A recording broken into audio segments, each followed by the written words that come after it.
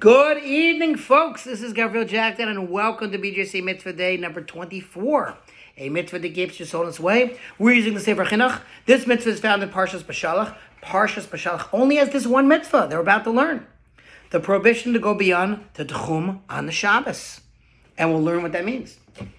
And again, this is also in the second book, the book of Exodus, otherwise known as Shemos.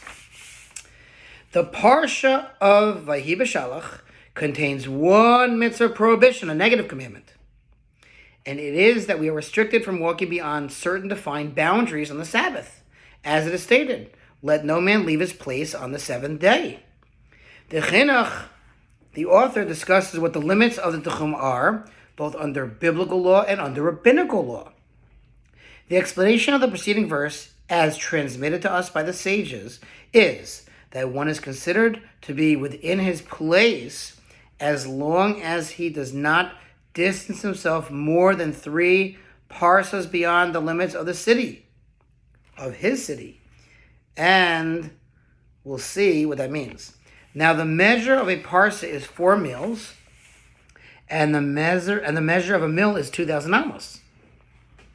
Since the biblical Techum is 3 parsas under biblical law, one may walk as much as 12 mil, or 24,000 amos, from the limits of his city on the Sabbath. This distance is measured from the edge of the outermost house of the city in which one resides, even if the city is as large as the ancient city of Nineveh. This preceding explanation represents the biblical law. The sages, however, erected a fence, i.e., they enacted a protective restriction to ensure that one not come to violate the biblical prohibition. And they prohibited a person from walking more than 2,000 amos beyond the limits of his city. And we'll see the underlying purposes in a second. But basically, a mil is about 0.7 miles, about 3/4 of a mile, let's just say. Okay? There's a difference of opinion, but just so you have an idea. All right. Now, moving along. Among the underlying purposes of this mitzvah is that we should remember and always be aware that the universe is a creation of God and not something that has always existed.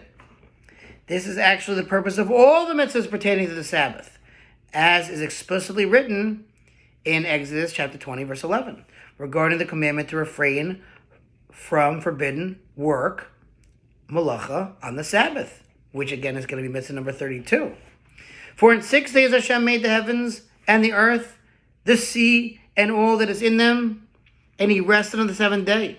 Therefore, in order for us to remember this matter, it is appropriate for us to rest on the Sabbath, not merely by refraining from work, but also by remaining in one location, this mitzvah. That is to say that we should not walk a great distance from our residence, but should walk only in a leisurely and pleasurable manner as befitting one who is at rest. Now, in walking a distance of up to 12 mil, there is no great exertion, so under biblical law, we are permitted to walk that distance from our residence, but not more. We'll go more into the laws of this mitzvah tomorrow, part 2, possibly part 3, but really we're going to see that this is not so relevant when you're in a big city. As we mentioned, like if you're in a big city, Houston, you really can walk a long way. It's really only outside the city. That's when you have a limit. Or let's say you're camping out in the middle of a field, then you're limited to how far you can walk.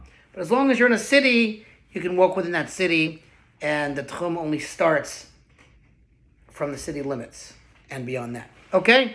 That was your mitzvah. Thanks for listening. We'll continue tomorrow. In the meantime, to sponsor future mitzvah, 36-100 for the gold.